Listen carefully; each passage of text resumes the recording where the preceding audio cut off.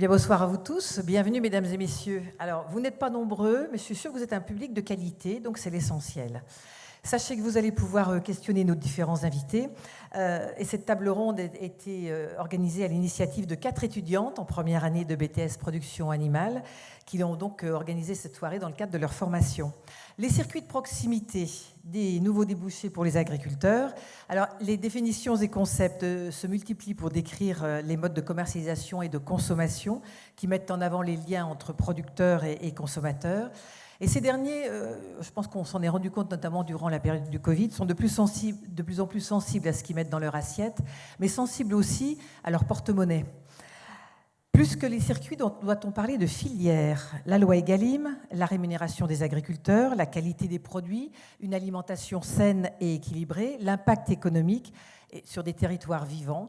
Nos 4 et bientôt 5 intervenants s'exprimeront sur ces différents sujets. Et si vous souhaitez les questionner, écoutez, profitez de leur présence pour le faire.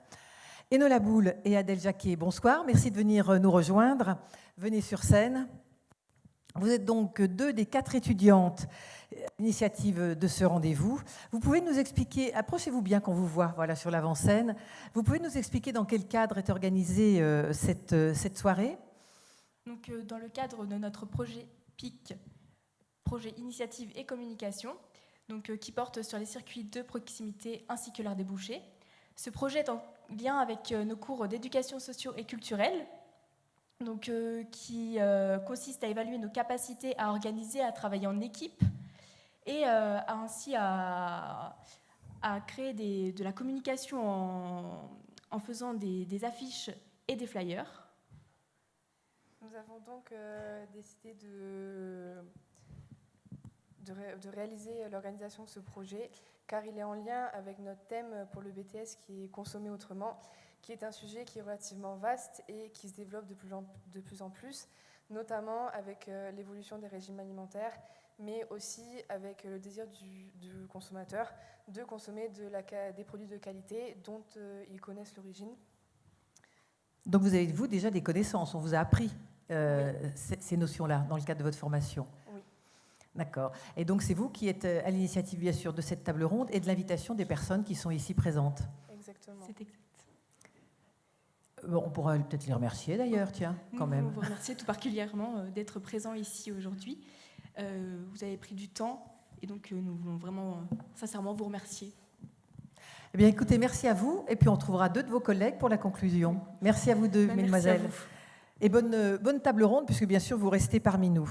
Alors, nos différents invités, on va commencer tout de suite, parce qu'en effet, il y a cette thématique des circuits de proximité. Alors, de nouveaux débouchés pour les agriculteurs. J'ai envie de la découper en 2, cette phrase Claire Tourneur. Vous êtes conseillère spécialisée projet, vous êtes référente diversification, circuits courts et de proximité, animatrice du réseau Bienvenue à la ferme, le tout à la Chambre d'agriculture de la Haute-Vienne. Il est important de bien définir de quoi l'on parle, circuit de proximité, circuit court, vente directe. Il est peut-être nécessaire de bien savoir sur quoi on va échanger ce soir, Claire. Oui, tout à fait. Il vaut mieux qu'on parle avec les mêmes mots et qu'on mette les mêmes choses derrière les mêmes mots. Alors, la vente directe, c'est quand un agriculteur produit un produit et le vend à un consommateur. Il n'y a aucun intermédiaire, on a un lien direct entre les deux. Les circuits courts, c'est un système de commercialisation où on a au maximum un intermédiaire. Donc la vente directe est un circuit court. On peut avoir aussi d'autres moyens de vente, dont on parlera très certainement ce soir, qui sont aussi des circuits courts, avec un seul intermédiaire, qui peut être un magasin, qui peut être un restaurant, qui peut être une cantine, qui peut être tout un tas de choses. Mais dans cette notion de circuit court, le court s'applique bien au nombre d'intermédiaires et pas du tout à la distance. Donc on peut faire du circuit court avec l'Australie, par exemple. C'est un circuit court s'il n'y a qu'au maximum un intermédiaire. Et ça, on l'a peut-être pas bien en tête quand on est consommateur lambda. Tout à fait. En revanche, le circuit de proximité, lui, il n'a pas de notion de nombre d'intermédiaires. Et là, on est vraiment juste sur une limite géographique. Alors, autant le circuit court, il est défini réglementairement, c'est comme ça. Un circuit court, c'est un maxi. Le circuit de proximité, chaque acteur a un petit peu sa propre définition. Donc, par exemple, pour une cantine scolaire qui va vouloir s'approvisionner en bons produits de proximité, si c'est la cantine d'une petite mairie, la mairie va prendre comme local, sa définition du local, du proximité, ça va peut-être être le département ou même le canton. En revanche, quand le conseil régional veut donner à manger à ses étudiants dans le cadre des lycées, à l'échelle de la Nouvelle-Aquitaine, qu'est-ce que c'est que la proximité de la Nouvelle-Aquitaine ? C'est peut-être un peu de l'Occitanie, un peu le centre Val-de-Loire, un peu l'Espagne. Donc voilà, chacun a sa définition du local et de la proximité. Alors, quand je vous disais, j'ai envie de séparer la question de la thématique de la table ronde en deux, je pensais en effet à la suite, de nouveaux débouchés pour les agriculteurs. Moi, j'ai l'impression que ce n'est pas nouveau. Ce qui a changé, ça fait sourire votre voisin qui est agriculteur, on vous donnera bien sûr la parole. C'est pas nouveau et pourtant, on a l'impression que voilà, c'est véritablement dans l'air du temps. C'est pas nouveau, effectivement, la vente directe, il s'en est toujours fait. Chacun a connu avec ses grands-parents des villages où on avait la personne qui produisait le lait, on allait chercher le lait à la ferme, les légumes, on allait chercher les légumes chez le maraîcher. Donc c'est pas nouveau, mais par contre les façons de faire évoluent en même temps que les besoins et les envies des consommateurs. Donc il y a peut-être des nouvelles choses, même si l'idée de base qui est ce lien entre le producteur et le consommateur, elle date pas d'hier. Alors donc qu'est-ce qui a évolué selon vous et qu'est-ce qu'il faut qu'il évolue pour que ça fonctionne véritablement ? Les moyens de mettre à disposition le produit chez le producteur jusqu'au consommateur ont évolué aujourd'hui. Alors en plus aujourd'hui avec la crise que nous connaissons, avec un carburant qui a beaucoup augmenté, des prix qui augmentent beaucoup, les gens ont besoin de rationaliser leurs déplacements. Et donc ils ne vont pas forcément avoir envie, comme auparavant, de faire beaucoup de kilomètres pour aller à la ferme. Alors je vais dans une ferme acheter mes légumes, dans une autre ferme acheter mon fromage. Ça fait beaucoup de déplacements. Donc ça, par exemple, c'est quelque chose qui a évolué. Le regroupement des produits dans des lieux où on trouve plusieurs choses, où on peut avoir une gamme plus large, c'est quelque chose qui peut rendre service au consommateur qui a moins de trajets à faire. Après, les modes de communication aussi ont évolué. Aujourd'hui, on a Internet, il y a des gens qui vendent, des agriculteurs qui font des boutiques en ligne. On peut aussi très facilement expédier des produits, des colis. Donc voilà, c'est sur ce genre de choses qu'on a de la nouveauté, de l'innovation. Alors on verra justement aussi avec Thibaut Guillaume ce qu'il en est exactement de ce qu'attendent aussi les gens qui vont sur la ferme. J'imagine que là aussi, c'est pas comme il y a 25 ou 30 ans où les fermes n'étaient pas forcément aménagées pour recevoir du public. Et aujourd'hui, ils attendent quand même d'autres conditions. Je me tourne vers vous, Bénédicte Genin. Vous êtes directrice adjointe à la DRAF, la Direction régionale de l'alimentation, de l'agriculture et de la forêt pour la région Nouvelle-Aquitaine. Alors il était beaucoup question, on en parle un peu moins, mais il était beaucoup question de cette loi Egalim qui permettait, entre autres choses notamment, de favoriser un revenu meilleur aux agriculteurs et donc des échanges commerciaux avec les grandes surfaces. Alors, c'est dommage, nous avions une grande surface qui était prévue et puis qu'il y a eu un contretemps qui ne pourra pas être là ce soir. En quoi cette loi Egalim est essentielle et importante pour les agriculteurs, tant soit peu qu'elle le soit ? Oui, alors pour parler de la loi Egalim, je me permettrai d'élargir un tout petit peu pour commencer, puisque le volet que vous évoquez, c'est la loi qu'on appelle communément Egalim 2, qui a été précédée par une loi Egalim 1, sur laquelle je pense que ça vaut le coup de s'arrêter 2 petites minutes avant de passer sur le second volet, puisque dans la loi Egalim 1, on a des objectifs d'introduction de produits de qualité et bio, des seuils minimum d'introduction dans la restauration collective, par exemple. Donc j'ai bien dit bio et de qualité, j'ai pas dit de proximité, et ça rejoint ce que disait l'intervenante précédente. La notion de local et de proximité, c'est pas quelque chose qui est définissable réglementairement, puisque ça dépend de quel produit on parle. On a des produits qui sont tout près, donc on va dire que c'est 10 km, etc. Enfin, voilà. Pardonnez-moi, c'est un petit peu, un accroc dans le cas de cette loi Egalim, le fait qu'on ne parle pas de circuit de proximité, où c'était impossible à mettre en place. C'est des choses qui sont pas, qu'on ne peut pas rédiger dans un texte de loi, en fait, la notion de produit local, tout simplement. D'accord. Mais là où je voulais en venir, c'est de dire que quelque part, on pourrait se dire que finalement, le fait de dire on veut introduire X% de produits de qualité dans la restauration collective, c'est pas forcément lié, puisqu'on peut avoir, et c'est exactement la même chose que pour le circuit court, on peut avoir un produit de qualité qui vient de l'autre bout de la terre. Et donc l'idée aujourd'hui, c'est de réussir à travailler dans le cadre de l'approvisionnement de la restauration collective pour pouvoir allier les deux et donc conjuguer finalement le produit de qualité et le produit de proximité.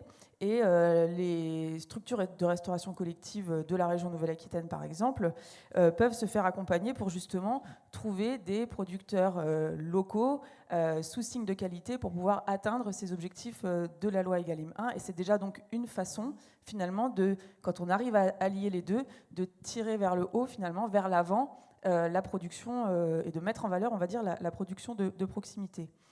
Et pour revenir donc effectivement sur le deuxième volet, donc la loi Egalim 2, c'est donc effectivement une loi qui soit incite, soit oblige la contractualisation pour tenir compte des coûts de production des différents maillons des chaînes. Alors, c'est une loi qui finalement se met en place, donc c'est un petit peu difficile aujourd'hui d'avoir du recul dessus.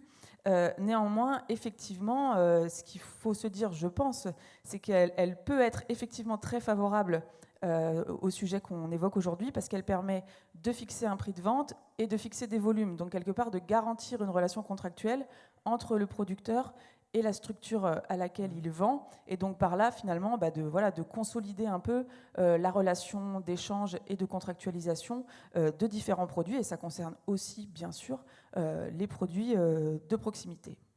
Alors, produits de qualité, ça peut paraître un peu compliqué, mais c'est vraiment en ce sens qu'il faut que les agriculteurs aillent, c'est-à-dire se faire reconnaître, éventuellement avec des labels. En tout cas, c'est une des incitations que la réglementation aujourd'hui permet. Et quelque part, on a des structures de restauration collective, si je reviens sur ce sujet-là, qui avant les lois, avaient des producteurs locaux dans leurs fournisseurs. Et aujourd'hui, ces structures de restauration collective vont vers ces agriculteurs locaux en les accompagnant pour qu'ils puissent justement intégrer leur production dans des filières de qualité. Donc c'est un peu gagnant-gagnant dans ce genre de situation. Alors, est-ce que l'État que vous représentez à travers la DRAF et la région, notamment Nouvelle-Aquitaine, qui est la plus grande région de France, mais la première région agricole aussi, sont des acteurs aussi incontournables, essentiels pour mettre en place et pour éventuellement épauler les agriculteurs dans ce type de démarche, au-delà de la loi Egalim? Alors effectivement, il y a un partenariat très fort sur les sujets alimentaires en Nouvelle-Aquitaine. Il existe un pacte qui est coporté État-région, mais avec un partenariat très élargi, dont les chambres d'agriculture, un certain nombre de structures de groupements de producteurs, enfin voilà, tout un volant de partenaires très fort, et qui a pour objectif finalement de concentrer les énergies pour, là encore, favoriser les circuits courts, les circuits de proximité, la diversification des exploitations lors de l'installation, la formation, l'éducation, parce que finalement, quand on parle de circuits courts, de circuits de proximité, l'intérêt aussi, c'est que dès le plus jeune âge, on soit sensibilisé à l'intérêt de pouvoir consommer local, à la relocalisation de l'agriculture, etc. Donc ce pacte alimentaire, il comprend de nombreux volets qui ont, je le répète, pour objectif de vraiment mettre en synergie les capacités d'intervention des uns et des autres autour de cette question alimentaire. Et puis on a aussi, alors ça c'est pas spécifique à la région Nouvelle-Aquitaine, mais on a un outil qui s'appelle le projet alimentaire territorial. Les PAT, oui, qui permet aussi là de soutenir des énergies locales qui s'organisent autour de la question de l'alimentation locale, de la relation entre les producteurs et les consommateurs, entre les producteurs et les entreprises, les magasins, etc., etc. Et on a effectivement une dynamique très intéressante en Nouvelle-Aquitaine sur ce sujet. Alors à propos des projets alimentaires territoriaux, les PAT, en effet, il y a véritablement une prise de conscience à la fois de l'État, des collectivités, donc plus largement aussi des élus, vis-à-vis justement de ces programmes, de ces projets pour une alimentation plus durable, plus saine et de qualité pour tous. En tout cas, c'est une dynamique qui progresse. Oui. Donc, effectivement, je pense que c'est une façon de dire, oui, effectivement, le sujet progresse dans la conscience collective. Et le Covid y a contribué, sans doute. Vous me l'avez enlevé de la bouche, effectivement. La crise sanitaire a fait que beaucoup de gens se sont retournés vers de la production plus locale. Je pense que l'enjeu aujourd'hui, c'est que ça perdure. On voit bien que le contexte actuel fait que l'augmentation des prix, etc., a plutôt tendance à revenir un peu en arrière. Et l'intérêt, ce serait qu'effectivement, ces démarches territoriales, et qu'en tout cas toutes les démarches qui sont lancées autour de la question alimentaire locale, permettent malgré tout de consolider cette initiative qui s'est mise en place plutôt pendant la crise sanitaire. Oui. Alors, vous avez soulevé aussi un point, en effet, avec la crise plutôt économique actuellement suite à la guerre en Ukraine. On a le sentiment que les prix sont plus élevés lorsque l'on va directement ou à la ferme ou qu'on achète chez les producteurs. Est-ce que c'est vrai vrai, messieurs, vous êtes tous deux agriculteurs, vous êtes tous deux producteurs, l'un en circuit court, donc en circuit direct, pardon, vente directe à la ferme, Thibaut Guillaumin, et puis on verra avec vous, Mathieu Onoman, ce qu'il en est pour vous qui vendez donc avec les grandes surfaces. Thibaut, vente directe à la ferme Aix-sur-Vienne, vos parents étaient installés en 97, vous en avril 2022, vous êtes un jeune. C'est ça. Avec votre sœur, vous êtes passé par le lycée des Vazés, non? Tout à fait. Donc vous êtes chez vous ici. C'est ça. D'accord. Vous avez acheté 40 hectares de terrain, donc vous avez une propriété maintenant avec votre sœur de 70 hectares. Voilà. En société avec mes parents. En société avec vos parents, vous produisez cochons, moutons, volailles. Tout à fait. Vous vendez donc en direct, vous tirez votre épingle du jeu. C'est beaucoup de travail. Alors tout d'abord, cette notion de prix au consommateur, lorsque l'on achète des produits locaux, des produits de ferme, c'est véritablement plus élevé que ce qu'on peut trouver de manière industrielle? Alors, forcément un peu plus. Les coûts de production sont complètement différents. Je vais parler pour chez moi, on est sur des tout petits ateliers. Aujourd'hui, il y a 220 brebis, 24 truies, naisseurs engraisseurs, et l'atelier en volaille reste de petite taille. Donc effectivement, on n'a pas les mêmes charges de fonctionnement que des grosses structures. Donc alors, des grosses structures, c'est combien de bêtes, combien c'est incalculable. Oui, non, après, voilà. Ah oui, c'est complètement... Claire. Attends, non, touchez pas le bouton, on va vous... Voilà. Les gros élevages de volailles, c'est des bâtiments de plusieurs milliers et des bâtiments multiples sur la même exploitation. Donc on a en Bretagne notamment des élevages de volailles à 10, 20 000 volailles. Oui, donc on est à des échelles complètement... complètement différentes. Donc les problématiques sont complètement différentes. Donc sur ce toute sont la les coûts de production qui sont plus élevés par là même pour vous? En partie, et puis nous par exemple on travaille beaucoup sur le bien-être animal, ça passe par des animaux en plein air, par exemple c'est beaucoup plus de temps, de la surveillance, donc c'est un ensemble de choses qui fait que le prix est forcément un peu plus élevé, et quoique sur certains produits. Donc voilà, faut regarder, s'intéresser. Et il vous faut vous communiquer auprès de votre clientèle pour expliquer, parce que quand vous expliquez ça, on comprend tout à fait pourquoi c'est un peu plus cher. Mais en même temps, on a des produits qui sont plus intéressants à manger. Tout à fait. Aujourd'hui, communiquer, c'est une des priorités du milieu agricole en général. Redorer un peu le blason. Donc voilà, organiser des journées, des portes ouvertes, accueillir les clients sur les exploitations, ça y contribue forcément et ça aide à montrer notre milieu de l'intérieur. Et au-delà du coût de production, c'est-à-dire de produire, il y a aussi la vente, c'est-à-dire que vous faites plusieurs métiers. Vous êtes agriculteur, vous êtes transformateur et vous êtes aussi commerçant. Oui, tout à fait. Ouais. Donc c'est aussi une forte gestion, on va dire, parce que voilà, il y a la partie production, certes. Donc ça, c'est vraiment le métier d'agriculteur. Mais la partie transformation et commercialisation, c'est complètement notre métier. Et c'est vrai qu'en vente directe, nous, le seul intermédiaire qu'on a à la maison, c'est l'abattoir de Limoges pour l'abattage des moutons et des porcs. Tout le reste, c'est fait à la ferme, dans le laboratoire de transformation. La vente se fait sur les marchés et avec un camion magasin et à la boutique, à la ferme. Donc voilà, il faut être partout, gérer les problématiques de ces trois métiers, forcément, et puis proposer à la fin un produit de la meilleure qualité possible aux consommateurs. Alors, vous êtes passé par le lycée des Vazés. Est-ce qu'on vous apprend au lycée à être transformateur et commerçant aussi?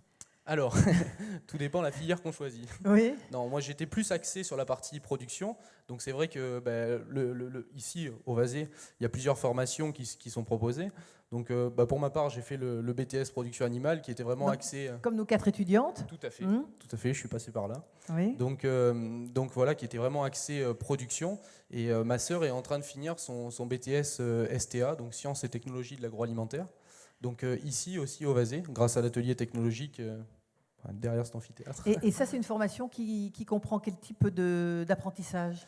Qui rentre en fait dans une thématique de production, de transformation des produits, des différents produits, produits carnés ou non, et qui touche aussi un peu à la commercialisation derrière. Voilà. Donc ce sont deux formations en effet complémentaires et vous deux associés, vous aurez l'ensemble finalement de vos compétences réunies pour... Tout à fait. Ouais. Chacun gérera et gère déjà sa partie parce que voilà, pour être performant, il faut se répartir les tâches. Bien sûr. J'imagine que vous en avez parlé bien évidemment avant. Pour vous, c'était évident de faire de la vente directe lorsque vous êtes installé? Ou est-ce que vous avez réfléchi à d'autres moyens de vente? Mes parents se sont installés en 97. Ils sont partis de rien. Ils étaient dans les débuts de la vente directe. Donc, à cette époque-là, la vente directe, c'était pas connu ou peu connu. Donc l'exploitation a fait sa place petit à petit. Et c'est vrai que malgré tout, il y a d'autres problématiques qu'un simple agriculteur. La commercialisation, la transformation, les normes de transformation, toutes les problématiques qui peuvent en découler font que c'est pas facile tous les jours, mais malgré tout, d'être maître de son prix déjà, et puis d'avoir la satisfaction de proposer au consommateur un produit de qualité à la fin, et de connaître ses attentes directement. Moi aujourd'hui, si j'ai un consommateur qui me dit par exemple le cochon est trop gras, j'ai pas besoin de le dire à quelqu'un d'autre. Voilà, c'est à moi d'agir pour que par exemple. Claire Tourneur et Bénédicte, éventuellement une réaction par rapport à ce témoignage. On sent bien en effet qu'il y a un élément clé là-dedans, c'est la formation puis le temps aussi. Ah oui, le Claire temps, Tourneur. c'est énorme. Et là où j'aurais voulu rebondir, c'est aussi quand il dit qu'il a un lien direct avec le consommateur. Moi, à la Chambre d'agriculture, je reçois beaucoup de sollicitations d'agriculteurs déjà installés, souvent dans des filières plus longues, plus traditionnelles, et qui réfléchissent et qui aimeraient se tourner vers la vente directe. Alors, la première fois, quand ils en parlent, ils se disent oui, parce que je ne maîtrise pas bien mes prix de vente, donc si je fais de la vente directe, je choisirai mes prix. Donc souvent, c'est un petit peu ça, la première entrée. Ils se disent, voilà, je veux maîtriser mes prix, donc je veux me lancer vers la vente directe. Qu'est-ce qu'il faut que je fasse? Comment il faut faire? Et en fait, quand on creuse un petit peu, quand on gratte un petit peu, on se rend compte que l'aspect économique n'est pas du tout le seul critère pour se tourner vers la vente directe. Souvent, les agriculteurs, si je prends un exemple très typique de notre région, les éleveurs de bovins limousins, j'en ai un à côté de moi, ils vendent leurs animaux sur des filières, ils appellent le commercial de la COP, du groupement ou le maquignon, et la vache ou le veau monte dans le camion, et puis ça s'en va, puis un jour on reçoit le chèque. Mais où est-ce que l'animal est parti? Qui l'a mangé? Est-ce qu'il a trouvé ça bon? L'agriculteur n'a pas ce retour. Et c'est une énorme frustration. On est dans des systèmes ici qui sont des systèmes de production de qualité avec des élevages extensifs, des animaux qui broutent de l'herbe, de la bonne herbe du Limousin. Et le fait pour un agriculteur de mettre tout son cœur dans un métier de passion qui est très prenant, voilà, comme on le disait, ça demande beaucoup de temps, mais de jamais avoir le retour, jamais avoir finalement... que quelqu'un lui dise « Ah là là, c'était très bon, le beefsteak, il était très bon, le fromage, il était très bon, on peut extrapoler sur d'autres produits. » Ça, c'est vraiment très frustrant. Et finalement, se tourner vers les circuits courts pour les agriculteurs, c'est aussi avoir un retour sur la qualité de leur travail. Et ils le méritent. Et avoir donc une valorisation à la fois de vos produits, mais aussi de votre métier en tant que tel. Donc une valorisation de vous-même, finalement, à travers cette vente en direct. Ne touchez pas les boutons, on va vous les... Oui. Non, c'est plus beau. Vous avez appuyé sur le bouton du milieu? C'est bon, normalement. Voilà, c'est bon. Pardon. Oui. C'est une valorisation pour vous. Forcément. La satisfaction d'avoir un bon produit à la fin, le temps passé à élever, à transformer, c'est avoir le regard du consommateur à la fin et, comme vous dites, qui dit c'est bon, ou il y a ça qui va, il y a ça qui ne va pas, on pourrait faire ça. Les nouveaux produits, par exemple, pour les développer, rien de tel que de discuter avec le consommateur et de savoir ce qu'il aimerait prochainement. Ça, on peut le faire directement et c'est un des gros avantages de notre système. On parlait tout à l'heure, en effet, de la nécessité de communiquer. Est-ce que vos clients qui vont vous voir ou à la ferme ou sur les marchés vous disent bon, ton cochon, il est bon, mais il est un peu cher? Et à ce moment-là, est-ce que vous... J'ai envie de vous dire que les gens qui viennent nous voir, c'est un peu un acte militant. Les gens, ils veulent revenir sur des valeurs, trouver le bon produit. Aujourd'hui, c'est pas tant le prix qu'ils vont regarder, c'est la qualité. Les gens préfèrent manger peut-être un peu moins, mais de meilleure qualité. Alors après, le prix, on dit le prix est plus élevé. Alors effectivement, sur certains produits, il est un peu plus élevé. Mais aujourd'hui, si on faisait une comparaison avec un industriel, par exemple, il y a certains produits où ça se tient à quelque chose près. Donc voilà, c'est des façons de voir complètement différentes. Et voilà, le consommateur, quand il vient devant le camion, il vient en connaissance de cause. Il sait qu'il n'y a pas tous les produits toute l'année. Il sait que s'il vient à 11h30 le matin à la fin du marché, que s'il en manque, ça sera pour semaine d'après, parce qu'il n'y en a plus. Et que voilà, C'est comme ça. Bénédicte Genin, vous souhaitez réagir à ces propos? Simplement, peut-être sur le volet formation, effectivement. Hein, donc, déjà, moi, je trouve ça très satisfaisant de voir que les formations permettent justement de se former à ce type de démarche et de le faire en collectif. Mais j'entends surtout, moi, dans ce que vous dites le client, il sait que le produit il n'est pas là toute l'année, il sait que voilà, il est un peu plus cher, etc. etc. Il le sait, mais tout le monde ne le sait pas. Oui. Et je pense que justement, ce qui est important, ça revient un peu à ce que je disais tout à l'heure, c'est aussi important de pouvoir mettre de l'énergie dans l'éducation à l'alimentation, dès le plus jeune âge, quelque part. À l'école, notamment. Il y a des démarches qui sont familles, lancées dans la région sur ce sujet. Il y a eu, il n'y a pas très longtemps, à l'initiative du Conseil régional, en partenariat avec l'Éducation nationale et la DRAF, des journées de l'alimentation lycéenne qui ont été organisées à Poitiers, où justement les élèves de l'enseignement agricole et de l'éducation nationale étaient regroupés tous au même endroit autour d'ateliers de sensibilisation, voilà, à l'alimentation. Alors sur les questions de relation avec le producteur, mais aussi sur des questions un peu différentes en fait de cuisine ou de choses comme ça. Mais du coup, ça permet aussi de faire le lien finalement entre ce qu'on a dans son assiette et ce d'où ça vient. Alors nous, ça nous paraît évident, mais ça l'est peut-être pas tant que ça pour tout le monde. Et du coup, c'est vraiment des sujets sur lesquels c'est important de pouvoir insister pour que demain, voilà, le jeune d'aujourd'hui, c'est le consommateur de demain, et que donc tout ça puisse s'élargir, quoi. Explique en effet que les coûts de production sont plus élevés. Ça vous est arrivé de le dire à des clients? Alors, tout à fait. Et on a mis en place, maintenant, il y a quelques années, une journée porte ouverte. Les gens étaient demandeurs de savoir comment on travaillait, de connaître notre façon de faire. Et c'est vrai qu'on s'est posé, on s'est réfléchi, effectivement, pour nous, c'est une évidence, mais peut-être pas pour tous les clients. Et donc on a organisé une journée avec des visites à la ferme, des différents ateliers pour montrer aux gens ce que c'était notre quotidien. Et les gens on remarque qu'ils sont de plus en plus demandeurs. C'est une journée qu'on fait tous les ans maintenant, et où on montre vraiment les différentes facettes de notre métier, tout ce qu'il faut, par exemple, pour produire une saucisse. Voilà. Oui, mais bon, les gens ne peuvent pas forcément l'inventer. Donc le but, c'est de leur montrer et de sensibiliser effectivement les plus jeunes à ce que c'est qu'une ferme, les problématiques que ça peut avoir. Et c'est très important aujourd'hui, tout à fait. Mathieu Hanomont, vous êtes président donc, de 87 dans l'assiette. Vous êtes aussi agriculteur au même titre que Thibault. Pardon. Est-ce que vous reconnaissez dans ce qu'il vient de dire, même si vous ne vendez pas en direct à la ferme, vous allez nous expliquer pourquoi, mais vous vendez dans les grandes surfaces, dans le cadre de votre association. Mais est-ce que vous vous retrouvez déjà dans ce qu'on vient de dire sur la nécessité de savoir où va le produit malgré tout, parce que vous êtes, même si c'est en grande surface, c'est pas à l'autre bout de la France, et d'expliquer en effet comment vous produisez, la qualité que vous faites, etc. Oui, bonjour à tous. D'abord, tout à fait, on se retrouve totalement dans le discours de Thibault.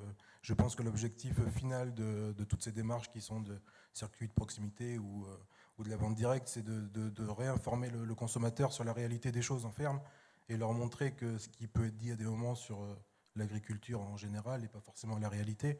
On est dans le bassin de production de la Limousine, nous, donc c'est vrai que moi je suis en société avec mes deux oncles, on a 250 vélages, naisseurs-engraisseurs. Donc c'est vrai qu'on ne se voyait pas, nous, faire de la vente à la ferme parce que les journées sont déjà très longues. Et faire en plus ça, c'était pas forcément possible avec la main-d'œuvre qu'on avait sur l'exploitation. Les revenus ne sont pas forcément exorbitants. Donc payer un salarié pour vendre de la viande ou faire notre boulot pendant qu'on vend de la viande, ce n'était pas l'optique première de la ferme. Mais l'objectif final est forcément le même. Oui. Donc vous avez réfléchi, j'imagine, en effet, à faire de la vente directe. Mais vous êtes rendu compte que ça ne tenait pas dans le calendrier ou dans l'agenda de vos journées. Oui, je pense en effet. Puis c'est un métier, comme vous l'avez dit tout à l'heure. Tout le monde n'est pas prêt et pas fait aussi peut-être pour faire de la vente. C'est vrai que Thibault cumule plusieurs métiers. Vous communiquez bien, vous aussi. Regardez, vous parlez très bien. Là. Oui, mais après, il y a cette facilité-là à parler, à accueillir des gens, à prendre du temps aussi pour accueillir des gens. Et ça, c'est vrai que c'est, pour moi, un autre métier dans lequel je ne m'y retrouverai pas forcément. Alors, vous allez nous présenter, bien sûr, 87 dans l'assiette, dont vous êtes le président. C'est une association. Et lorsqu'on a échangé tous les deux au téléphone, vous m'avez dit, avec la crise de 2015, on a bloqué les autoroutes, on a foutu le bordel, mais finalement, on a donné une image désastreuse de la profession. Et là, on s'est questionné comment faire. Et enfin, je trouve que c'est intéressant, voilà, de prendre en compte ces échecs, ces erreurs, mais de rebondir intelligemment. C'est vrai que oui, du coup, c'est parti de 2015. Depuis, je pense que je suis encore jeune dans la profession, mais tout le monde a connu d'aller devant la préfecture, déverser des tonnes de lisier, aller devant un autre magasin, mettre des bennes de fumier, des bennes de bâches qu'on n'avait pas pu recycler.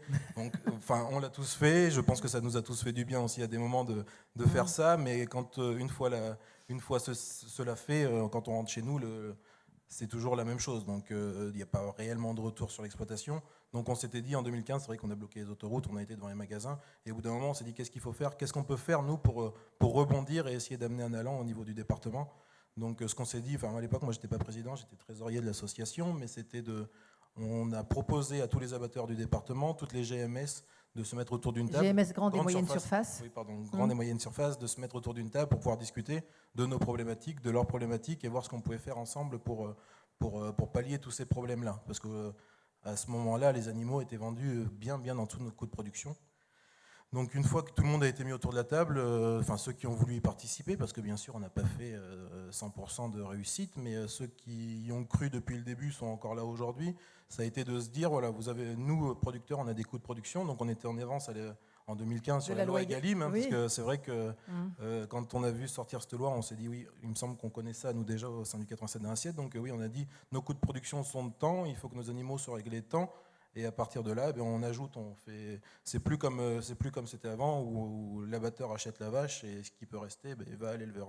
Nous, on a dit notre prix c'est ça et l'abatteur met ses coûts et au final, la grande surface applique toutes ces marges-là et du coup vend le produit à tel prix.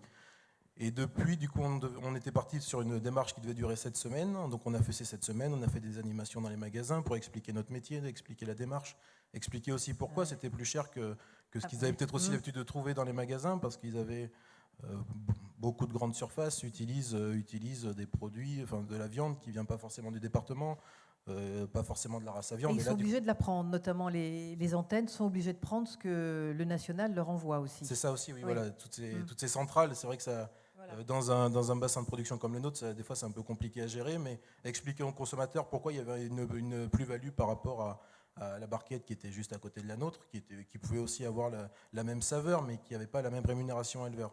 Donc ces 7 semaines-là sont passées, on a fait une centaine d'animaux sur 7 semaines, et à la fin des 7 semaines, on a dit, voilà, comment on peut aller plus loin. Les grandes surfaces ont dit, c'est simple, on continue comme vous êtes en train de faire pendant 7 semaines, et on continue, et aujourd'hui ça va faire... presque 6 ans que l'association est lancée et on est à 350 voire 400 vaches par an. Vous êtes 30 éleveurs bovins, c'est ça? 10 éleveurs ovins?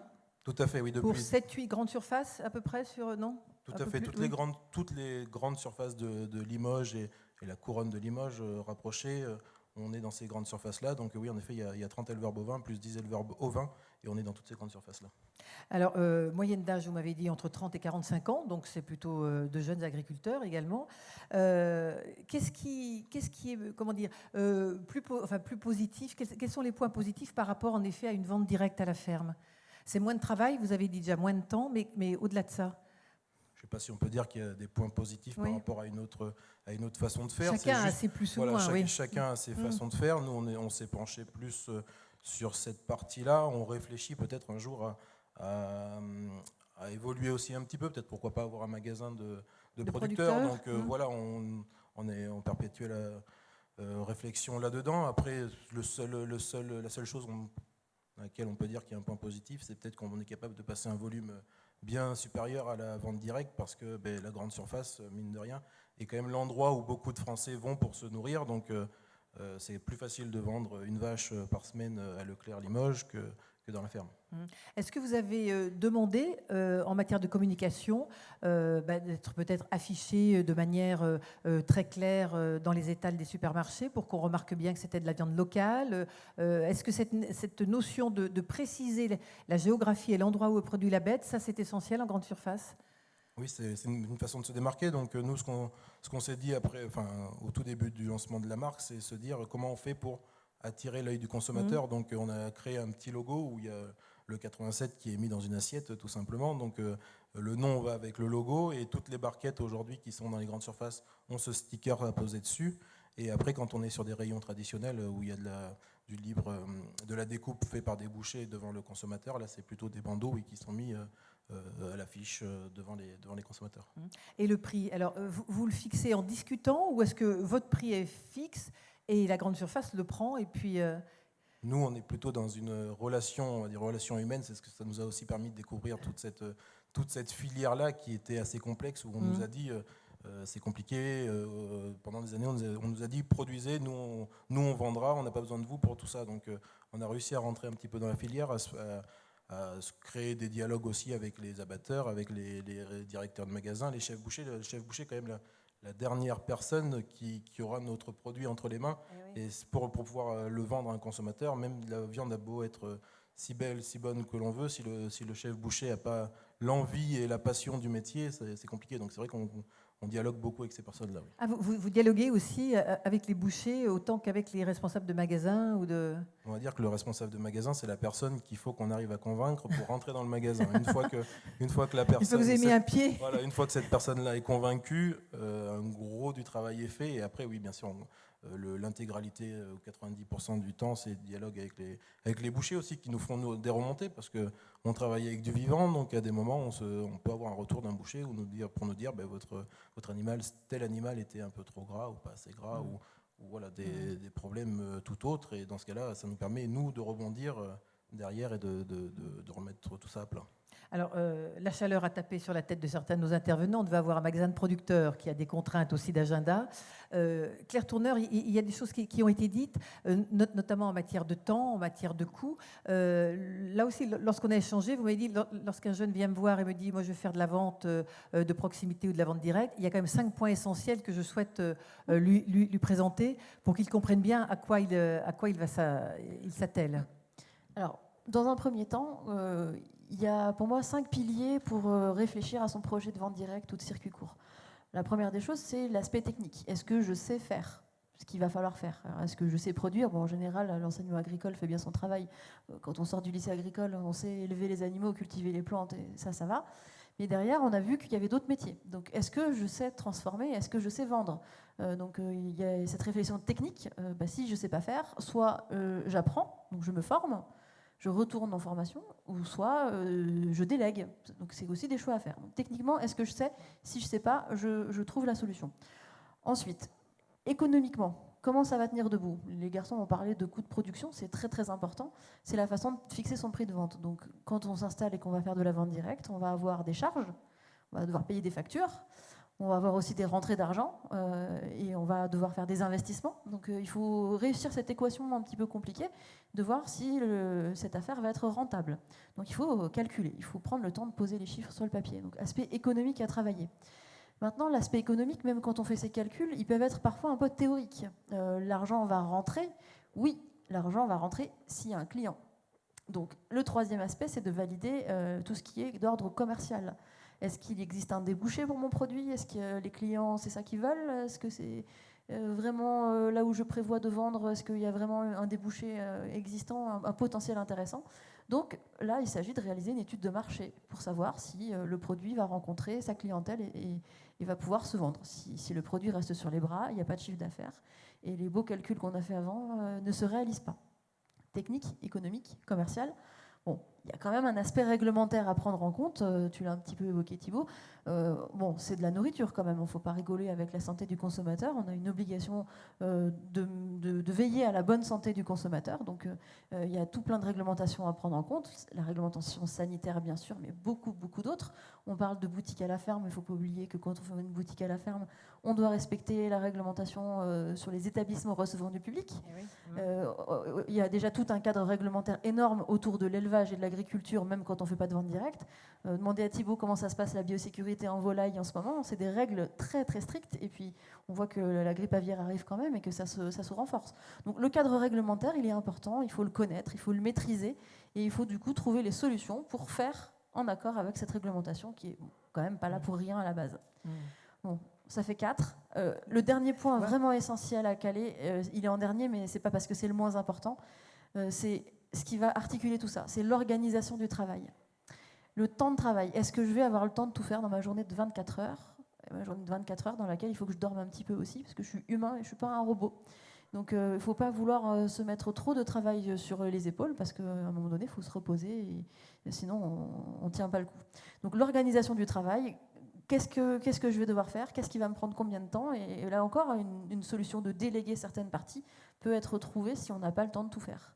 Mais c'est vraiment les 5 éléments à bien réfléchir, à bien raisonner, pour raisonner son choix et dire ok j'y vais ou ok j'y vais pas, je fais autrement, je fais différemment. Et les agriculteurs en circulant qui m'appellent, là, alors Claire, comment je fais pour faire de la vente directe ? Alors je leur demande, aujourd'hui sur ton exploitation, tu as du temps libre ? Oh non, je suis overbooké, le calendrier, le planning, c'est compliqué. Moi je dis écoute, si tu veux faire de la vente directe, soit c'est pas possible parce que tu n'as déjà pas le temps, donc tu peux pas rajouter autre chose en plus, soit il faut accepter de complètement changer ton organisation sur ta ferme. Et ça, c'est un choix qui n'est pas toujours évident à faire. Quand on a ses habitudes depuis plusieurs années, il faut accepter de changer. Sinon, c'est compliqué de le mettre en œuvre. Et éventuellement, la Chambre d'agriculture met en place des formations, des accompagnements, justement pour aider les gens à changer, les agriculteurs à changer dans leur gestion du temps de travail. Oui, on essaye d'accompagner ça. On a intégré ça sur les formations qui sont proposées aux porteurs de projets qui s'installent. Alors, l'enseignement agricole fait déjà pas mal de choses très intéressantes, mais on a aussi de plus en plus un public au niveau de l'installation qui n'est pas issu d'études agricoles, qui est issu de gens en reconversion professionnelle. On a un nombre d'assureurs, d'ingénieurs,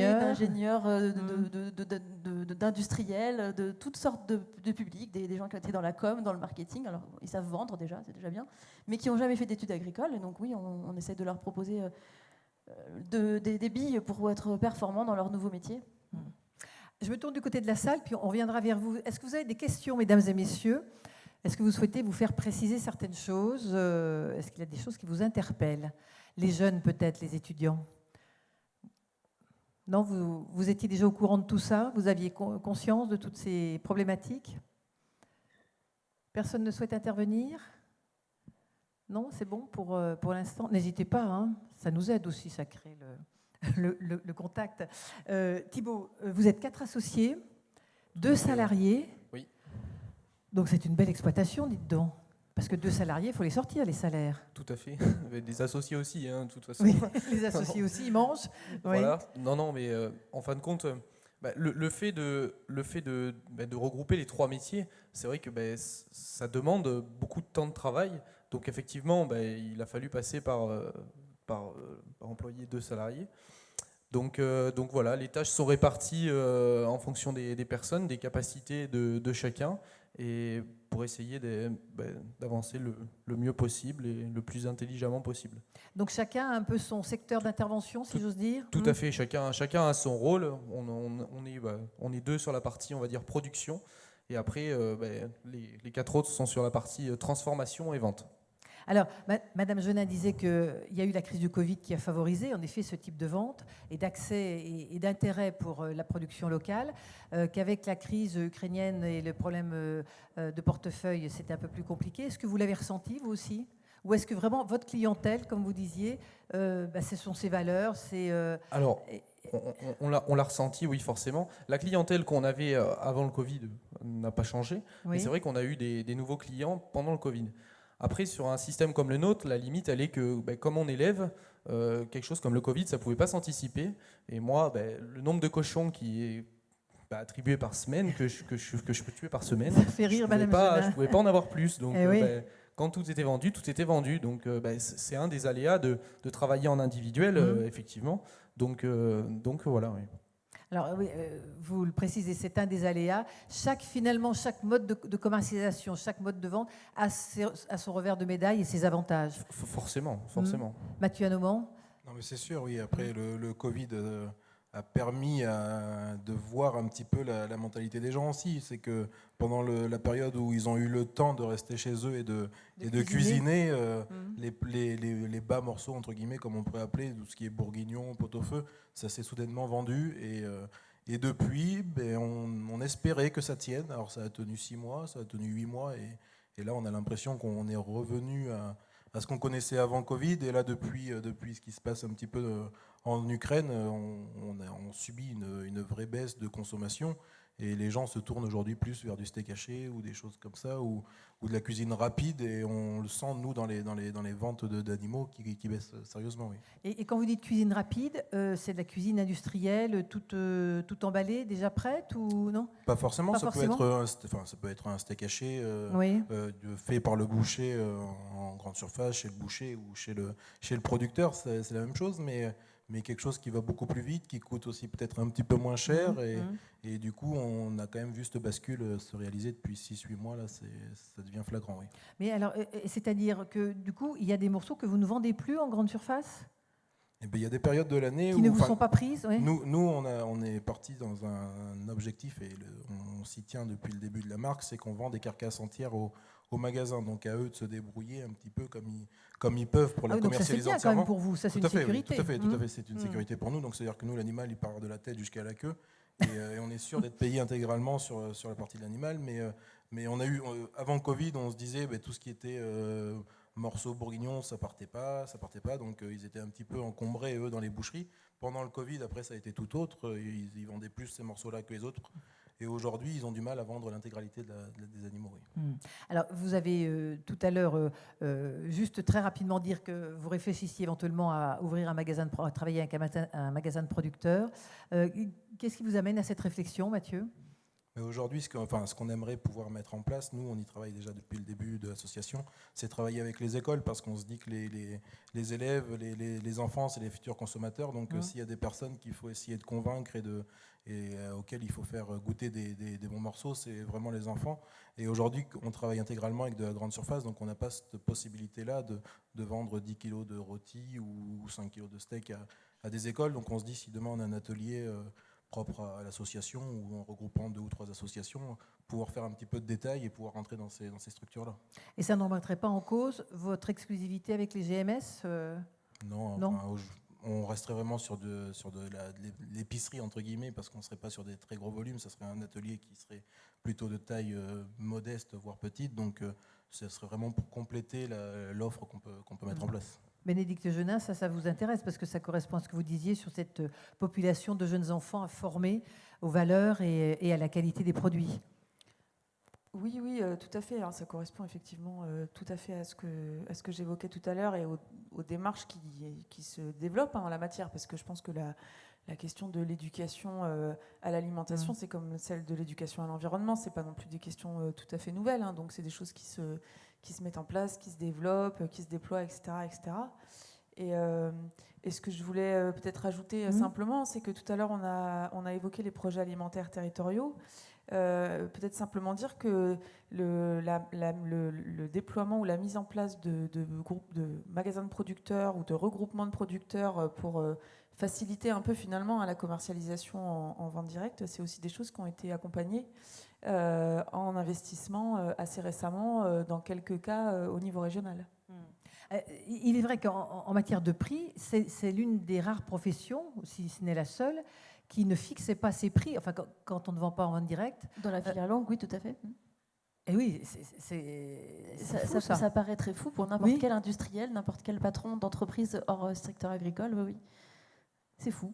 On est surtout capable de vendre à perte pendant des années et avoir des salaires qui sont quand même bien en dessous d'un SMIC. Donc c'est vrai que quand on a entendu parler de la loi Egalim avec des coûts de production, où dans le coût de production il y avait 2 SMIC, on se disait avant qu'on y arrive, on sera quand même très loin. Donc on en est encore très loin. On espère que ça va avancer dans le bon sens. Mais il y a une vraie ambition, et nous on a une vraie attente derrière tout ça. Oui. Et l'attente, c'est qu'en effet les consommateurs prennent conscience qu'ils peuvent être des consommateurs, parce que acheter au plus près de chez eux, c'est aussi faire vivre un territoire, c'est faire vivre leur territoire, c'est le développer économiquement. Ça va au-delà même du fait de bien manger, Thibault. Ah oui, tout à fait, entièrement. Puis les gens sont demandeurs de ça aujourd'hui. Voilà. Redynamiser vraiment, ça redynamisera les communes. Voilà, un magasin de producteurs aujourd'hui, c'est un magasin de producteurs qui peut employer quelqu'un. Donc sur une petite commune, ça peut relancer quelque chose. Mais ça peut être aussi une boucherie. Il y a des boucheries qui seront rachetées par des agriculteurs. Voilà, c'est un exemple parmi tant d'autres qui peut permettre de redynamiser petites et grandes communes de manière locale. Mais Thibault, vous dites les consommateurs sont demandeurs de cela. Mais quel est le profil de vos acheteurs, de vos clients, vous? Ils sont âgés, ils sont jeunes, ils sont citadins, ils sont... Alors on va dire qu'il y a une partie de personnes âgées qui a connu, qui a connu la façon dont on travaille. Donc voilà, et il y a une partie de jeunes, et on en voit de plus en plus, qui, eux, sont vraiment ils demandent vraiment à redécouvrir ça. Plus ça va, plus les gens ont été éloignés du monde agricole. Et aujourd'hui, avec tout ce qui parle, tout ce qui se dit sur le monde agricole, les gens, je pense, veulent de plus en plus faire leur propre opinion là-dessus. Et c'est vrai qu'il faut que nous, on soit là. Mon système, mais un système comme à côté, pareil. La politique, dans le fond, elle est exactement la même. Voilà, aujourd'hui, c'est défendre notre métier, le promouvoir au maximum et redorer le blason de l'agriculture en général. Donc ça passe en effet par de la communication, qui est au-delà même de la production et de ce que vous proposez aux clients, c'est aussi communiquer. Oui, parce que je pense qu'il y a 30 ou 40 ans de ça, une personne sur deux avait un lien avec le monde agricole. Et donc, du coup, aller peut-être pendant les vacances ou des week-ends à la ferme et vivez la vie à la ferme. Aujourd'hui, quand on fait des animations du coup, dans les grandes surfaces de Limoges, et il n'y a vraiment pas une personne sur deux qui sait ce que c'est que le monde agricole parce qu'on leur explique la réalité d'une journée d'éleveur ou de producteur. Et c'est vraiment pas ce qu'ils avaient en tête et c'est vraiment pas non plus ce que les médias veulent diffuser. Donc, oui, aussi. On s'était donné comme objectif aussi d'ouvrir nos fermes. Tous les membres de l'association ont accepté, ont signé la charte aussi pour ferme ouverte. Donc ça veut dire que si un jour il y a une école ou des consommateurs qui veulent aller voir, bien évidemment que nos fermes sont ouvertes pour pouvoir expliquer et montrer un peu plus ce qu'on sait faire. Qu'est-ce qui vous pose comme question, justement, les clients, quand ils sont clients de l'une GMS, vous dites, mais ils sont vraiment, ils n'ont aucune notion de notre métier, c'est-à-dire qu'ils posent des questions de quel type? Mais que mangent vos animaux? C'est vrai qu'ils entendent dire que nos vaches mangent du soja. Donc, en effet, elles peuvent manger du soja, mais sur 3 mois de leur vie, qui sont les 3 derniers mois de leur vie, le reste... Ah oui, de leur vie, c'est même pas voilà. d'une année. Oui, non, c'est vraiment les 3 derniers mois de leur vie. Le reste de l'année, une carrière d'une vache, entre guillemets, c'est une dizaine d'années. Donc, pendant 9 ans et demi, elle va manger de l'herbe, du foin, un petit peu d'ensilage de maïs produit sur l'exploitation. Et pendant les 3 derniers mois, ou quand on est sur une partie plus finition, là, on a un complémentaire qui est apporté pour pouvoir finir et avoir cette tendresse de viande. Donc voilà, c'est à ce moment-là qu'on achète des aliments pour donner aux animaux. Sinon, le reste de l'année, ils sont alimentés juste avec les produits de l'exploitation. Donc, qu'est-ce qu'ils mangent? Qu'est-ce qu'ils mangent? Comment vivent vos animaux? Le bien-être animal, est-ce que vous y pensez? Forcément qu'on y pense. Je pense que si les personnes qui ne pensent pas au bien-être animal dans l'élevage ne durent pas très longtemps ou n'arrivent pas à s'en sortir, parce qu'un animal qui n'est pas bien est un animal qui ne produit pas ou qui produit peu. Donc forcément, ce côté-là, ça s'en ressort. On explique aussi pourquoi on rentre nos animaux l'hiver et pourquoi ils ne sont pas dehors 365 jours par an. C'est que on voit une rupture entre le monde urbain et le monde rural, pourtant qui a une quinzaine de kilomètres, mais il y a vraiment cette coupure-là qui existe. Oui. Vous avez raison. Et Thibault, oui, vous le ressentez aussi? Oui. Entièrement, je me retrouve directement dans ce qui est dit. Voilà, les gens, il faut reprendre les bases et leur remontrer vraiment ce que c'est notre métier. Aujourd'hui, quand on peut dire à des gens, une truie, elle peut faire 10 porcelets, les gens, ils sont stupéfaits. Ah bon, c'est possible? Donc, voilà, c'est un exemple parmi tant d'autres, mais voilà, il faut montrer et promouvoir ce qu'on fait. Y a-t-il des réactions, mesdames et messieurs? Ah, voilà, très bien. C'est gentil. Attendez, on va vous porter le micro, monsieur. Merci de vous présenter. Oui, bonjour, Julien Viry. Moi, je viens en tant que jeune agriculteur aussi, mais pas du tout dans l'animal. Et surtout, en fait, je vais poser une question en tant que consommateur et aussi éventuellement en tant que militant, pour du local. Excusez-moi, qu'est-ce que vous produisez alors si vous n'êtes pas dans la... Moi, je me suis lancé cette année aussi, donc du maraîchage et du fruit. Oui. Et je ne le produis pas encore parce que du coup, c'est encore... oui. En terre là pour l'instant. Très bien. Donc, et puis j'espère que ça va marcher. Mais bien sûr, il n'y a pas de raison quand on aime, paraît-il. Là, la météo joue. Enfin, Oui, c'est vrai. Parce qu'en avril, on a eu du gel. Et comme je fais du fruitier, mon principale activité, c'était pour des fruits, des arbres fruitiers. Là, toutes les fleurs sont tombées. Oui, donc c'est... Voilà. Bref. Du coup, même, je pense que c'est plus que 10 porcelets, ça peut faire 12, 13 ou 14. J'ai déjà vu une fois quand j'étais en colonie, il y a très longtemps, mais bon, c'est juste une... Oui, tout à fait. C'est encore plus. Entièrement. Du coup, j'aurais juste... j'ai deux questions, enfin une en deux parties. C'est avoir un peu plus sur le PAT, projet alimentaire territorial, parce que moi, en tant que consommateur, j'en ai franchement jamais entendu parler. Donc, ça m'intéresse beaucoup. Puisque je sais qu'il y a le projet de la couronne maraîchère, par exemple, je ne sais pas si ça en fait partie, avec les réseaux d'espace test à Verneuil pour produire du maraîchage pour les cantines et les collectivités. Et mon deuxième volet, c'est par rapport au TAFTA, parce que du coup, là, on a 2 producteurs locaux qui du coup produisent des bœufs d'ici, enfin des bovins. Et du coup, moi, j'ai entendu dire quand même qu'il y avait eu que la DRAF, c'est quand même l'État, fonction publique, et qu'on a signé des accords pour qu'il y ait des vaches qui viennent du Canada ou d'autres endroits, produits dans des conditions qu'on ne connaît pas. Et du coup, ça me semble un petit peu paradoxal d'avoir d'un côté, on stimule le local, et d'un autre côté, on signe des contrats avec d'autres qui vont faire concurrence avec ceux qu'on veut soutenir. Voilà. Bon. Donc, alors, on va vous si répondre. vous pouvez répondre à ces... Si c'est possible pour Bénédicte Gédin de répondre, parce que je ne pense pas que ce soit elle qui ait mis sa signature en bas du paraphe, mais bon. C'est pas du tout ce que je vous entends. Hein. Non, mais tout à fait, bien sûr. Non, mais vous avez raison. On répond sur le PAT. Qui est-ce qui répond? C'est vous aussi, Bénédicte ou Claire? Oui, PAT en général, et puis... Alors, effectivement, on peut faire à 2 voix, parce que moi, je peux parler des PAT de façon générale, mais je ne connais effectivement pas dans le détail tous les PAT de la région Nouvelle-Aquitaine, et donc pas celui qui est sur l'agglomération de Limoges. Hein. Mais ce sont effectivement des démarches qui sont labellisées et qui donc sont accompagnées financièrement avec de l'animation, de l'ingénierie, pour permettre de mettre en réseau, d'organiser des échanges autour de l'alimentation locale. Alors ça peut avoir différentes valences en fonction des territoires, hein. Mais globalement, l'idée, c'est bien de pouvoir rassembler dans des dimensions développement durable, hein, économique, environnemental, social, etc., les acteurs des questions alimentaires qui sont intéressés pour développer ces sujets-là sur leur territoire. Donc ça, c'est plutôt l'approche globale. Et effectivement, si vous avez plus d'informations sur le PAT de Limoges Métropole, je passe volontiers la parole. Ouais, j'ai des informations, puisque la Chambre d'agriculture est un des partenaires du PAT de l'agglomération de Limoges. C'est justement ça un peu la grosse plus-value des PAT, c'est que ça a permis de mettre beaucoup de monde autour de la table, autour d'une collectivité qui décidait de porter un projet alimentaire territorial.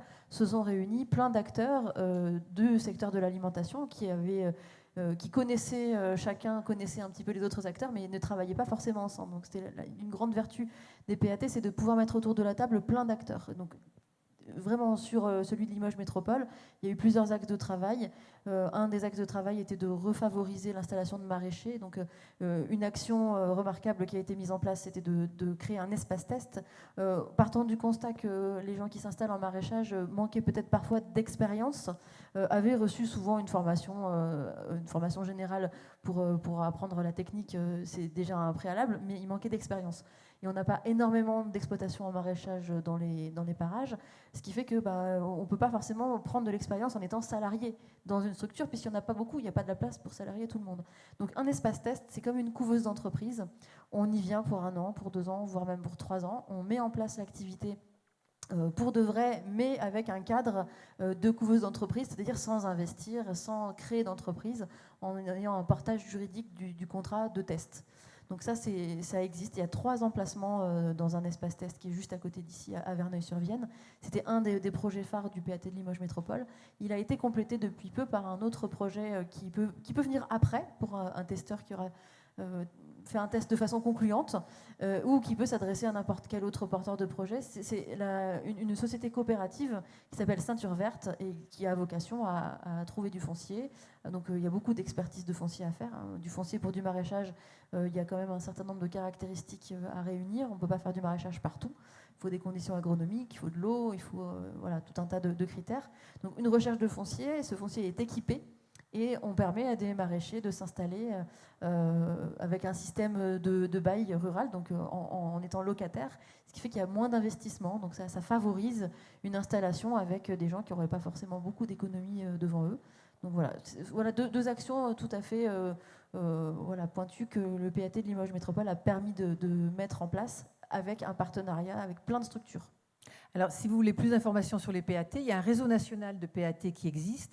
Ils ont un site internet et là, vous avez accès à tous les PAT. Donc, c'est RNPAT, Réseau National PAT, RNPAT. Ils ont un site internet et là, d'ailleurs, ils font un forum lundi prochain à Paris avec énormément de témoignages sur justement la mise en place de PAT et c'est très original. Ça va en effet de l'éducation aux jeunes enfants avec l'alimentation dans les cantines scolaires, les collectivités, les maraîchers, bien sûr. Il y a vraiment des idées très, très originales, très novatrices et puis très porteuses en matière d'alimentation. Et ce qui est très important, c'est qu'une structure, une collectivité qui porte un PAT, ça veut dire que politiquement, derrière, oui, elle est intéressée par le sujet, elle a envie de le porter, elle a envie de le développer, elle a envie de faire des choses. Et c'est un peu la première étape. Il y a le département de la Creuse, il y a la région Nouvelle-Aquitaine, enfin bon, il y en a pas mal. Une quarantaine de territoires qui sont labellisés PAT dans la région Nouvelle-Aquitaine, donc c'est dire que c'est dynamique. Alors, l'autre question, Bénédicte Genin. Merci de l'avoir posée. Je crois que... Voilà.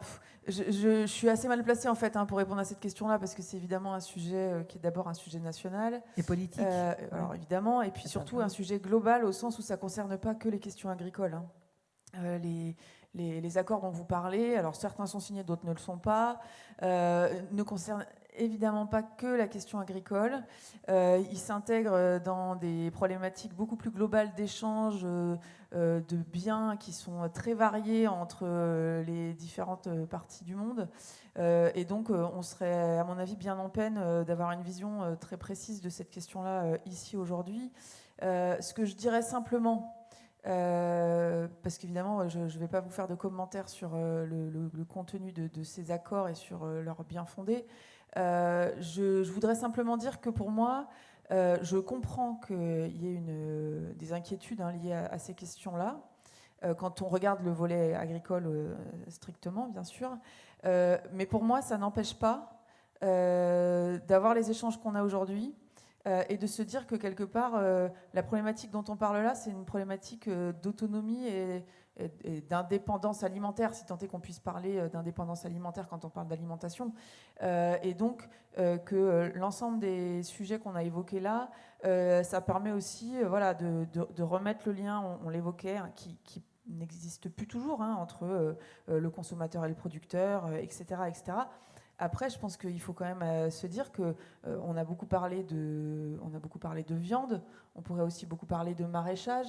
Après, quand on commence à parler de grande culture, on est dans un système économique qui fait qu'on a besoin d'échanges et qu'on a un système alimentaire qui est aussi basé en partie sur les échanges internationaux. Donc voilà, juste, je pense qu'il ne faut vraiment pas se dire que l'existence de ces accords doit remettre en cause toute l'énergie, on a évoqué tout au long de la journée, à la fin de la soirée, toute l'énergie qui est mise en place de façon générale et en particulier en Nouvelle-Aquitaine, j'insiste là-dessus, sur ces questions-là, qui sont vraiment des questions sociétales essentielles et sur lesquelles on voit bien que les choses progressent. Donc voilà, c'est plutôt ça que je voudrais passer comme message et vous m'excuserez de ne pas commenter plus en avant les traités dont vous parlez. Sachant qu'en effet, quand il y a des politiques motivées sur des territoires, ça peut fonctionner comme en Nouvelle-Aquitaine. D'autres réactions, questions, mesdames et messieurs? Oui, monsieur. Alors, on va vous porter le micro pour qu'on vous entende bien. C'est sympa de poser des questions. Et je vais vous demander de vous présenter aussi. Merci. Bonsoir, je suis Bastien Arnaudon, je suis donc au lycée d'Évasé, je suis en seconde. Et mon père a une ferme familiale et je souhaiterais plus tard la reprendre. Et je me posais la question justement sur cette production à la ferme. Si chaque agriculteur aujourd'hui ferait ce système-là, est-ce que la France serait capable de nourrir la totalité de sa population ou est-ce qu'il faudrait quand même créer de l'import ou à l'inverse, est-ce qu'il y aurait suffisamment pour en exporter? Ça, c'est intéressant comme question. On est 70 millions maintenant, je crois, de Français. Oui, 66, pas loin. Pas loin de 70 millions. On aurait surtout un petit souci de géographie, en fait. Ici, nous, en Haute-Vienne, on est un département très rural, avec finalement une densité de population très faible. Si on prend un département très urbain, comme par exemple la région parisienne, il y a énormément d'habitants, mais il n'y a pas beaucoup d'éleveurs et il n'y a pas beaucoup de maraîchers. Donc voilà, on a de toute façon un problème géographique. On ne peut pas faire du local. Ici, nous, on a on produit plus de vaches qu'il ne s'en mange. La question, c'était est-ce que nous, producteurs français, on pourrait on pourrait nourrir la population française? C'est-à-dire que bon, si on est trop nombreux à produire en Limousin, on peut exporter à Paris, par exemple. Alors, au sein de la France, on pourrait effectivement peut-être plus vendre en France ce qu'on produit en France, mais il faudrait les raisonner produit par produit. Il y a des produits où ce serait possible, où on pourrait acheter moins, importer moins si on mangeait tout ce qu'on faisait en France. Mais il y a des produits aussi où ça ne suffit pas. On voit bien qu'il faut qu'on importe. Et donc si on commence à vouloir vraiment faire beaucoup de protectionnisme, là ça rejoint un peu la question qui a été posée tout à l'heure à Bénédicte, c'est que si on veut faire trop de protectionnisme, on va avoir du mal à négocier avec les autres pays des produits qui nous manquent. Donc c'est vraiment des questions éminemment complexes. Donc, pour répondre sur un point plus local, si tous les agriculteurs de Haute-Vienne se mettaient à faire de la vente directe, non, effectivement, on peut considérer qu'il n'y a pas assez d'habitants en Haute-Vienne pour manger, alors surtout en viande, toute la viande qui s'y produit. Donc il faut aller la commercialiser un peu plus loin. Mais comme on l'a dit tout à l'heure, le circuit court, on peut aller vendre un peu plus loin. Moi, je connais beaucoup d'éleveurs, notamment de bovins ou de moutons, qui sont situés en Haute-Vienne, qui sont originaires d'une autre région, qui ont gardé des contacts avec leurs familles, leurs amis, leurs anciens collègues, et qui expédient de la viande, parce que ça se fait très bien, hein, la logistique c'est assez simple, et donc tout n'est pas vendu là. Ils expédient aussi des colis de viande dans d'autres régions, donc c'est quelque chose à prendre en compte, parce qu'il y a des régions en France où il n'y a pas beaucoup d'élevage, ou pas le même que nous, le nôtre il est bien, faisons un peu de chauvinisme, et donc voilà, il faut peut-être raisonner effectivement en fonction de chaque région pour savoir ce qu'on pourrait faire. D'autres questions ? On va arriver à la conclusion de cette table ronde. Non, c'est bon ? Mesdames et messieurs, je sais pas, un dernier mot. On commence avec vous, Thibault. Voyez, vous avez un confrère qui va s'installer. Qu'est-ce que, je sais pas, conseil, c'est toujours ennuyeux de dire conseil, mais bon, qu'est-ce que vous aimeriez lui dire ? Alors déjà, que c'est une bonne idée. Non, qu'il faut continuer à motiver les jeunes à s'installer. C'est vrai que voilà, pendant plusieurs années, le monde agricole, c'était pas tout beau. Et parce que c'était compliqué, il y avait des scandales qui sortaient sur nous, qui n'étaient pas forcément tous vrais, quoi, loin de là. Effectivement, il faut rester motivé pour les jeunes, j'en fais partie, se battre au quotidien et essayer de faire au mieux, adapter son système en fonction des éléments qui peuvent se passer. Et puis voilà, essayer de faire au mieux son travail. Et avoir du plaisir, j'imagine. Vous avez du plaisir. Bien sûr, forcément. Et de faire au mieux notre métier et ce pourquoi on se lève tous les matins et qu'on aime tant. Et c'est quoi votre plaisir ? Qu'est-ce qui a fait que vous êtes amoureux de votre métier ? Moi, je suis né dans les animaux. Oui. Je me lève le matin, je suis heureux d'aller travailler. D'ailleurs, je ne travaille pas. C'est plus qu'un métier. Les gens ont peut-être du mal à nous croire, mais non, c'est vraiment une passion. Il ne faut pas aller dans ce métier si on n'est pas passionné et si on ne l'aime pas profondément. Donc votre première question, c'est est-ce que mes animaux vont bien ? Vous allez les voir ? Forcément. Prendre soin d'eux, être là au quotidien. Claire Tourneur de la Chambre d'agriculture. Et au-delà de la passion, il faut que ça reste une passion. Et donc, moi, si j'avais quelque chose aussi, un élément à citer, c'est qu'il faut, quand on veut s'installer en circuit court, construire un système qui est économiquement viable et qui est aussi humainement vivable. Et ça, c'est vraiment très important. Donc, il ne faut pas devenir esclave de son exploitation. Sinon, on perd la passion. Et si on perd la passion, qu'est-ce qui reste ? Entièrement, tout à fait. Il faut rester dans un système réfléchi. Donc voilà, il faut se mettre dans des bonnes conditions pour réussir économiquement et humainement, vraiment. Mathieu, oui, vous êtes d'accord avec ça ? Oui, tout à fait. Et puis je pense surtout qu'il ne faut surtout pas opposer les systèmes. On est dans notre secteur, on est deux producteurs aujourd'hui, on est deux façons de faire aujourd'hui. Et il y en a encore tout autre dans le département, et que ça aille du bio à des fermes un peu plus grosses, je pense qu'il y a la place pour tout le monde. Il faut respecter toutes ces agricultures-là, et le département sera sortir grandi de cette belle agriculture. Après, pour conclure un petit peu ce qu'on a pu dire aujourd'hui, c'est de se dire que Le circuit de proximité, c'est très bien, mais ce qu'il faut quand même au bout, et ce qu'il ne faut surtout pas oublier, c'est la rémunération du producteur. Donc moi, j'entends des gens qui me disent oui, mais nous, on travaille déjà en local avec... oui, mais à quel prix vous payez les animaux? Donc voilà, si j'avais une conclusion, c'est le circuit de proximité très bien, mais un circuit qui rémunère le producteur encore mieux. Bien sûr. Et vous, tout comme Thibaut, vous avez l'amour de votre métier et de vos animaux et de vous lever le matin? Oui, bien sûr. Alors moi, comme Thibaut, je suis né aussi dans les animaux, mais j'habitais à Limoges, donc j'y allais que pendant les vacances et les week-ends, mais avec toujours l'envie, bien sûr, qu'une fois les études terminées, de m'investir à temps plein dans l'agriculture. Et aujourd'hui, c'est vrai que c'est une passion, c'est la possibilité tous les jours de travailler à l'air libre, de ne pas avoir forcément de patron au-dessus de soi, de faire à peu près ce qu'on veut, comme on veut, quand on veut, mais il faut que ça soit fait. Donc voilà, l'amour du métier et la passion du métier. Donc c'est les week-ends et les vacances, petit garçon, vous alliez à la campagne? Oui, tout à fait. Oui, on a encore les souvenirs de quand on était petit, donc c'est vrai que ça évolue très vite, l'agriculture, mais depuis tout petit, la passion d'être dans les tracteurs, d'être auprès des animaux, de pouvoir gambader dans la nature, ça reste, et c'est des images qui doivent rester gravées à vie, quoi. Bénédicte Genin, directrice adjointe de la DRAF. Oui, je pense effectivement que ce que vous venez de dire est important sur la question de la diversité des modèles et des systèmes, qui est effectivement quelque chose de très important. On voit bien que les réponses ne peuvent pas toujours être les mêmes à toutes les problématiques, et notamment à toutes les problématiques d'exploitation agricole. Donc elles ne sont pas non plus les mêmes pour tous les consommateurs. Donc il faut effectivement pouvoir avoir une diversité d'approches.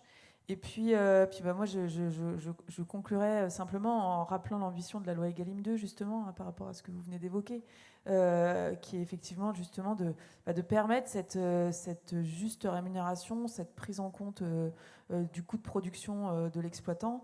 On est encore, je vous disais tout à l'heure, au début de la mise en œuvre, et je pense qu'il faut vraiment se dire que c'est une opportunité pour justement pouvoir mieux faire valoir le travail des agriculteurs. Et nous avons le plaisir d'accueillir donc les deux autres étudiantes pour conclure cette soirée. Zoé Martin et Maëva Soulier, merci de venir nous rejoindre. Alors, mesdames, est-ce qu'on a fait le tour? Est-ce qu'on a répondu à vos attentes? C'est vous, Zoé, qui répondez? Oui, alors je pense que oui, on a pu voir deux systèmes différents, donc avec Thibaut Guillaumin et Mathieu Hanoman. Donc je pense que ce qui ressort de ce débat, c'est que les circuits de proximité, c'est quelque chose qu'il faut qu'il soit choisi par l'agriculteur en fonction de ses priorités, parce que ça ne peut pas convenir à tout le monde.